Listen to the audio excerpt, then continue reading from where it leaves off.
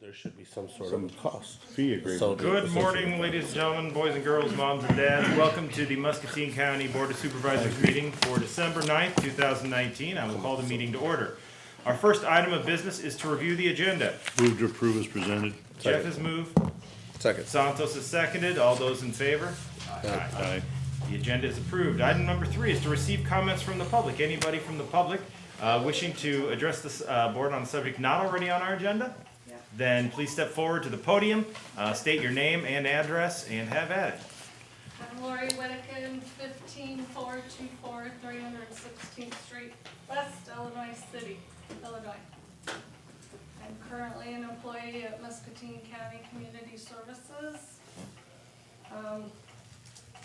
Last Monday, I was told by Felicia that she was gonna come to you today to reduce my hours from 40 to 20, effective January 2nd.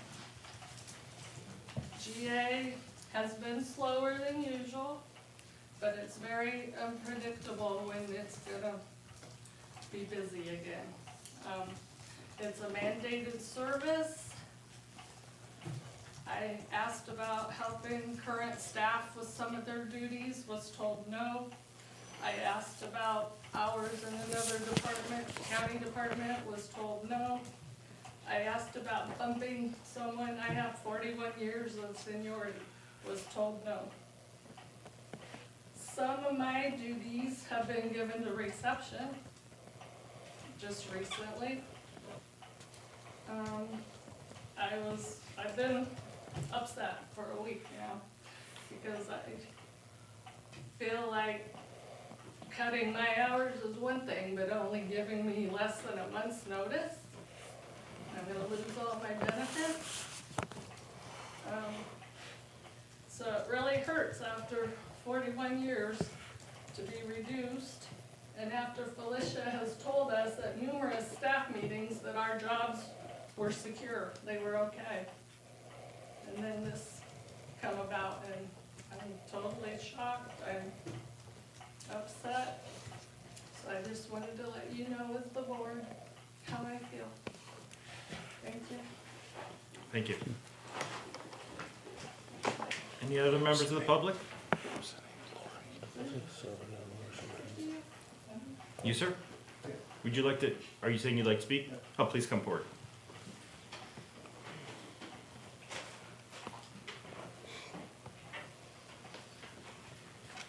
Thank you. Name's Joseph Whittakin, 15424 316th Street West, Illinois City. I'm Lori's husband. I came here today to support my wife. And, she's dedicated all her life for 41 years to Muscatine County.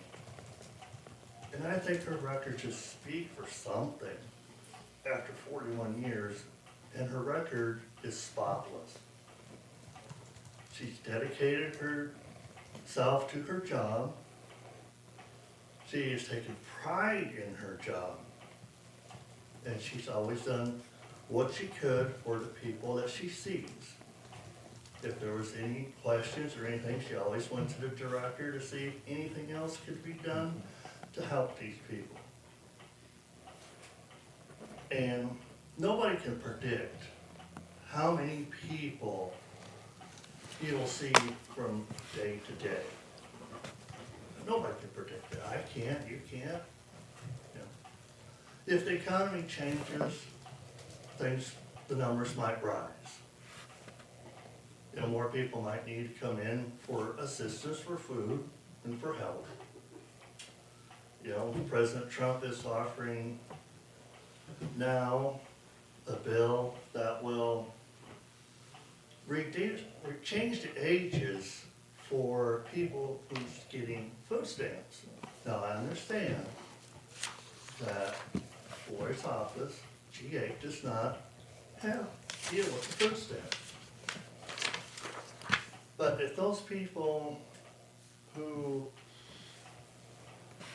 are in that age group, and if this bill passes and they cannot get any food stamps, you gotta ask yourself, where are they gonna go for food, for help? You know, then the numbers will rise. So I just wanted to say those few things. And somebody told me, you know, when you let a person go, you're turning their world upside down. I never really understood that when this person told me that. Now I do. Thank you, Chuck. Thank you.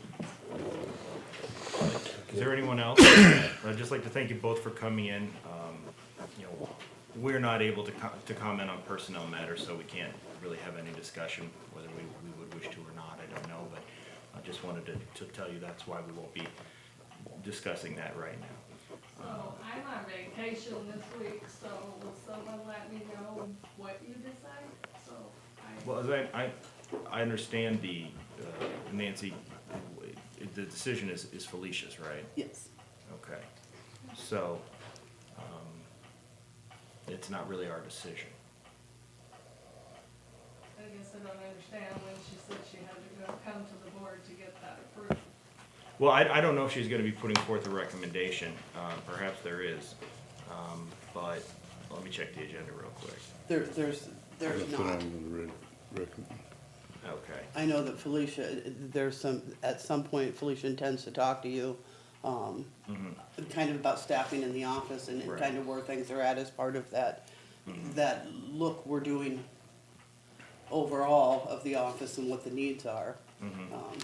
But there isn't a right. decision on your agenda. Staffing is within the role or the authority of the director, of each director of the department to decide.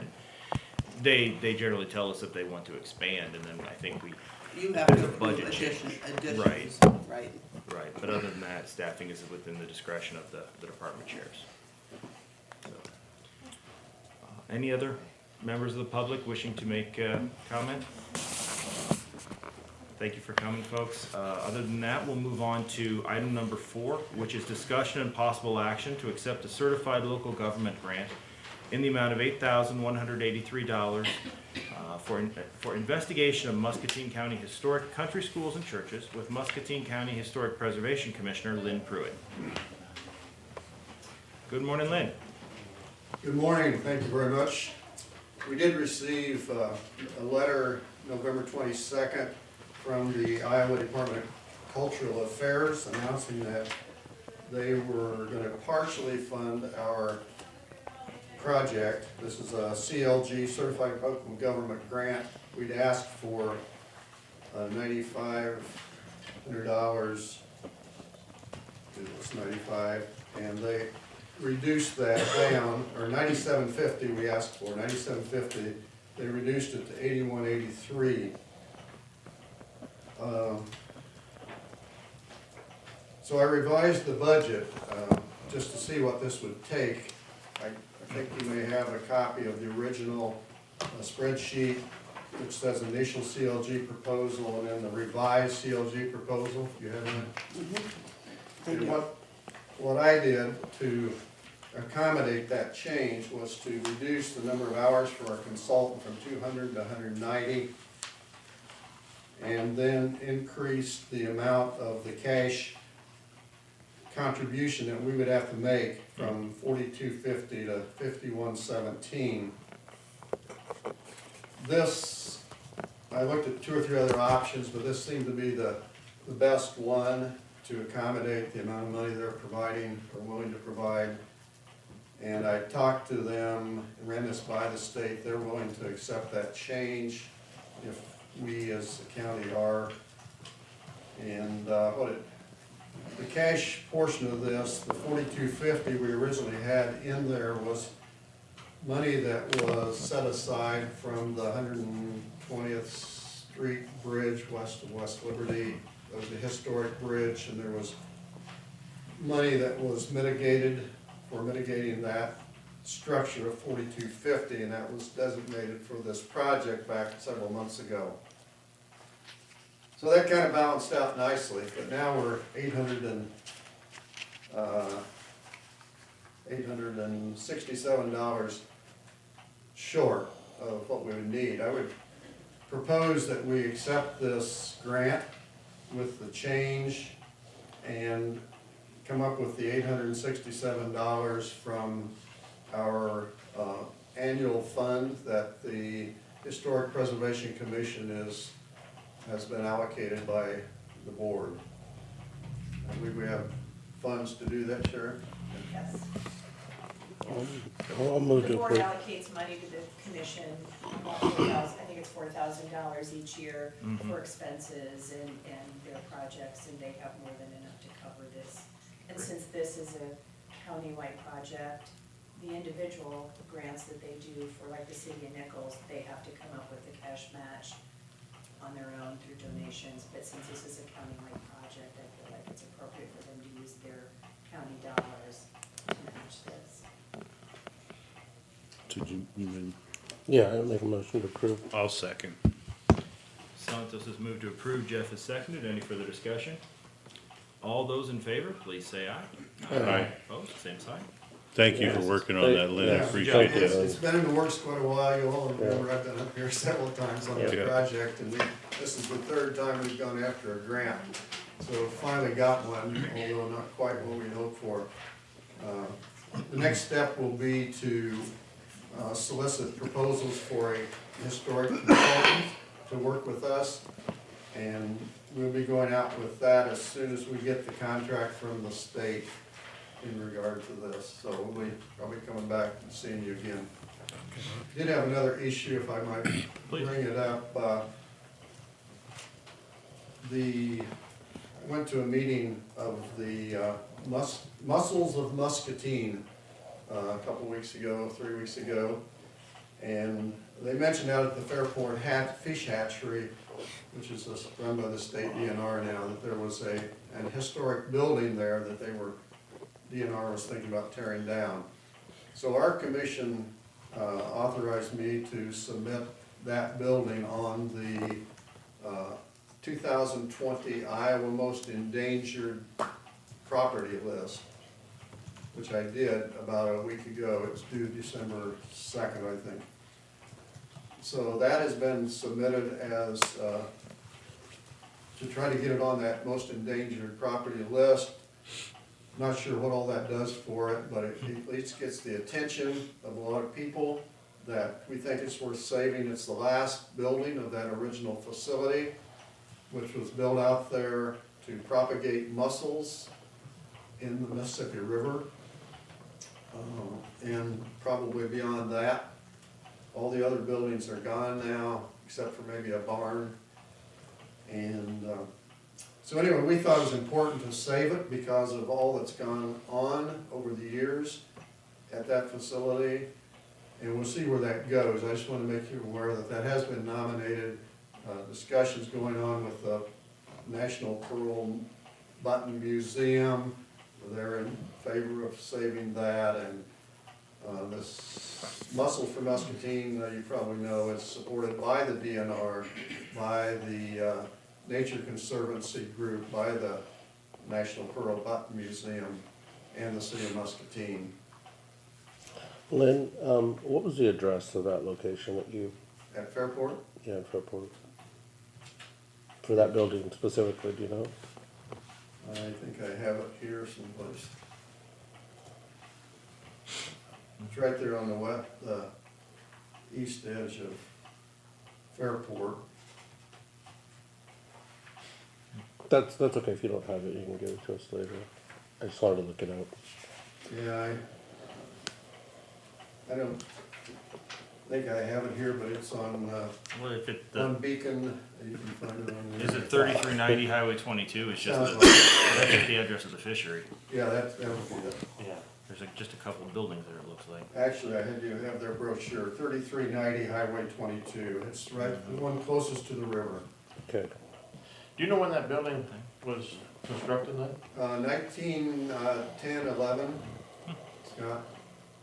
And the feds developed that whole Exactly. process, that whole site for, yeah. Yeah, it was initially done by the federal government. It was land donated by the the pearl button industry here in this region, and they donated the land, and the federal government developed a mussel propagation facility. It wasn't a fish hatchery, although I've learned something recently about that, but the mussels have to attach themselves to the gills of the fish in order to get planted out there in the river. And so it is, fish are integral to this happening. So then when, you know, plastics came in, pearl buttons kind of weren't quite so important. That was changed over to given to the state.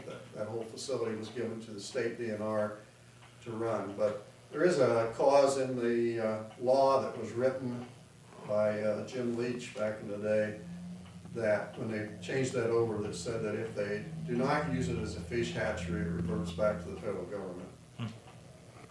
So, you know, it's questionable whether that applies to this particular building or not, but. Okay. Any other questions?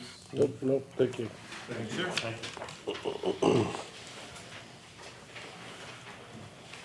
Okay. Item number 5 is to review a special use permit granted by the Muscatine County Board of Adjustment on December 6, 2019, with Planning and Zoning Administrator Eric Furness. Good morning, Eric. Morning. Yep, just one special use permit, so no formal action required on your part. It's a special use permit for a rural residence that the Board of Adjustment granted on Friday for a rural residence off of North Mulberry. It's almost to F70. The CSR of the property was well below the 55 separation distance, with the, well exceeded the minimum that they require. The drive comes off of North Mulberry, which, as you know, is a paved road, so it pretty much met all the criteria for a rural resident special use permit. It was granted unanimously. There were no neighbors, no correspondence, and objection, anything like that. So just kind of for your review, one special use permit for a rural residence.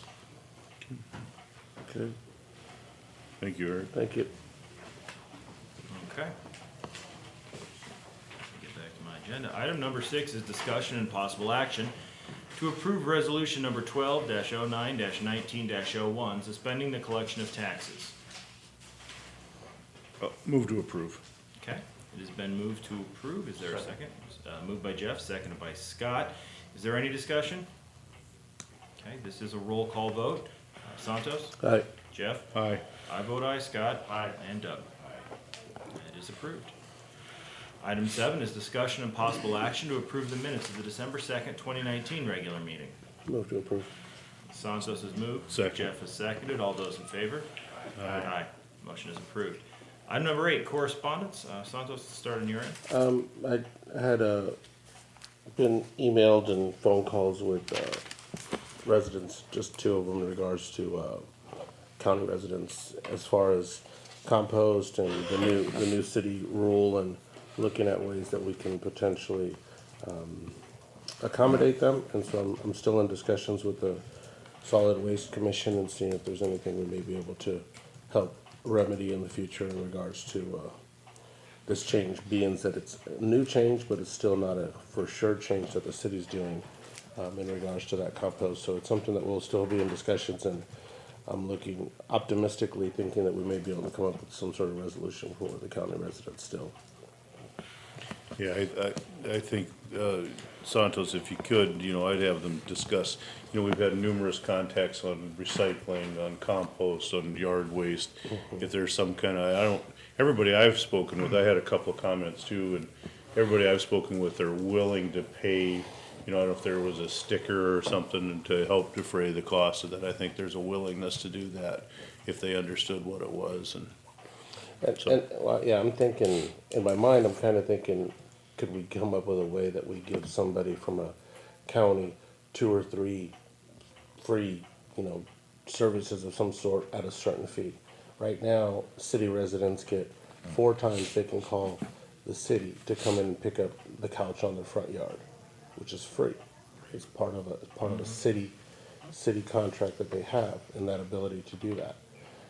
Well, I think about some of the things that we do in the county in regards to, utilizing the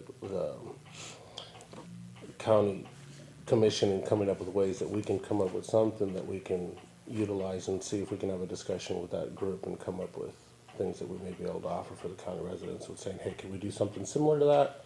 Where they can come into the compost site 2 or 3 times per year.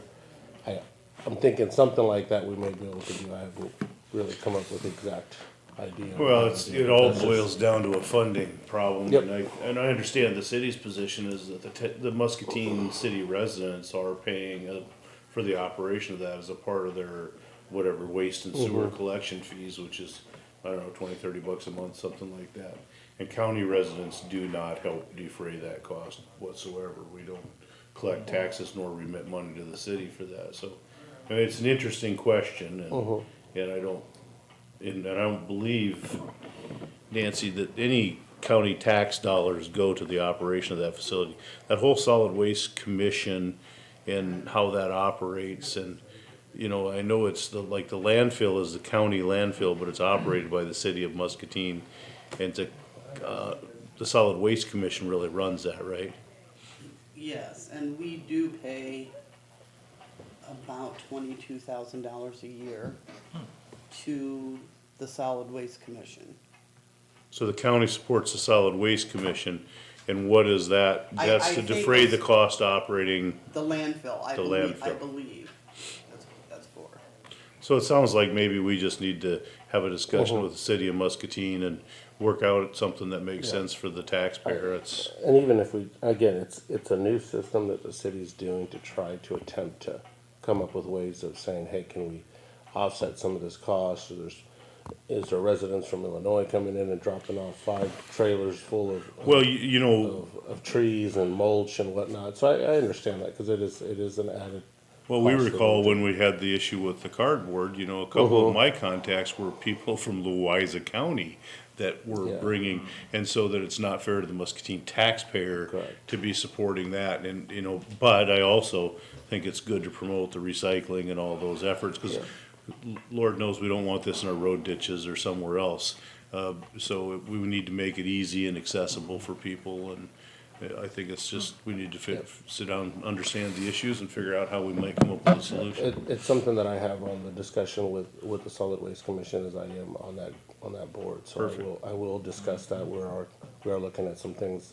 We're actually having a scheduled visit to go to the actual landfill coming up this next month, as long as the weather's still permitting. And it's, the ground is still kind of soft because we have to go out on like 4-wheelers to go around there. So we have had that as a discussion piece, and so I will follow up hopefully in the next month and a half to have something. Most people will be using that compost site in the winter, in the spring and summer, not so much during the winter. So I'm hoping this winter we'll be able to come up with something. So that's what I have for correspondence. Jeff? I just had that, something on the compost site as well, but that's, Santos did a great job. I had a call from a citizen, just expressing concern and hope that, regarding that land off, the state of Iowa land off of Bayfield, that people could continue to hunt there. Scott? I had no correspondence. Doug? I had a call from Joe Whitaker, who spoke earlier today. Okay. That was the only correspondence. How about committees? Committees, December 4th, Wednesday at 3 o'clock, we had a safety committee meeting here, administration voted. Scott? Okay, I just had Riverbend Transit on Wednesday the 4th, was all I had. I had Muscatine Muscatine Community Health Association on Wednesday, December the 4th. And I had the Regional Workforce Investment Board on December 3rd. And Santos. I had no committees. Alrighty. Anybody from the county here any county employees wish to give us information? Item number 10. Keith? Yes, sir.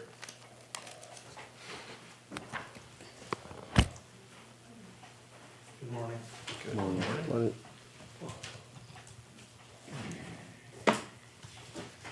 I have from last Monday's board meeting, information on the road.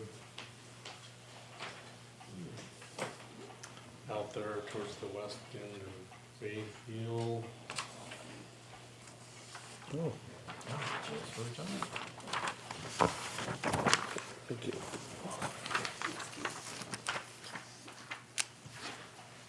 So, credit to my assistant Dennis Michaels, who's a professional land surveyor, and he went through the road records, the deeds, that's all in the file here if you want more than my tremendously wonderful drawing. Wow. What we have is the original road was established in 1854, and if you're coming from the right hand of the page of the east, you see it turns and it goes north 10 chains for 660 feet, or a piece of trivia, 10 chains is one furlong, not named after Tom Furlong, who was not probably present back. Well, we need to get Lynn back here. Need my trapper. It went due north 660 feet, and then it angled back over.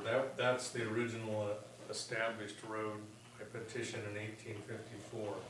And then in 1888, and I think they call it Happer's petition to realign the road, and they abandoned that diagonal across the field there, and they went due west down into the Cedar Bottom and wandered around, and eventually we ended up with the present alignment on there. And that gate, we haven't surveyed it, and I see no need to, but if you pick it off the aerial, it's just beyond that 660 feet, so. Interestingly enough, the DNR ground goes to the west line there, and we haven't tried, we're thinking anything that's happening beyond that gate's in somebody's abstract, more than likely, not something that's available to us. But that's clearly private property that belongs to somebody beyond that gate and not a county road. So the fact that we never went back there would be accurate. So anything beyond that 660 foot is private property of someone's. Yes. Okay. I mean, they may have given it to Conway once upon a time, it might still be half Fincham and not half DNR, but half Kings, who gave that to DNR. And there might be an easement in somebody's, or they might have gave the sliver to Conway to get back there, but I said that's private beyond that gate. And as I look at this, 660 feet, we get to the north of at the end of the 660 off of Bayfield, on the west side, which is the left-hand side of the picture, there's a slight triangle, I'll say. Right. And that slight triangle does belong to Conway as I see this, is that correct? Yeah, that's the way this Okay. appears. Okay. Correct. Okay, so, for someone to access that DNR ground, there is not a way, as I see this, to access that DNR ground up that 660 feet without trespassing, would that be correct?